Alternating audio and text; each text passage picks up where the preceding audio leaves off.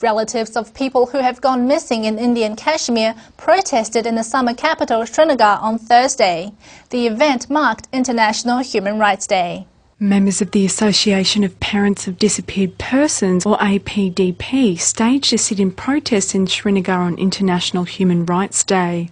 They demanded information on the whereabouts of the tens of thousands of persons who disappeared during the last 2 decades of turmoil in Kashmir.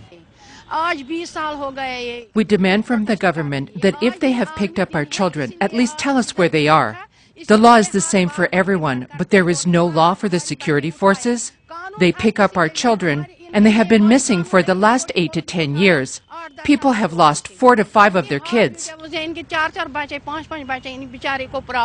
In order to earn rewards and promotions, Indian security forces in the troubled region have been accused of killing civilians in staged gun battles and passing them off as separatist militants. The APDP estimates around 10,000 people went missing, presumed kidnapped and allegedly murdered by Indian security forces over the past nearly 20 years of separatist unrest. Many could be buried in unmarked graves. Last week, a human rights group in Kashmir said it had discovered some 1,700 unmarked graves linked to the region's separatist conflict and called on authorities to launch an investigation. Last year, the same rights group said they had discovered nearly 1,000 unmarked graves in 18 villages in the same area.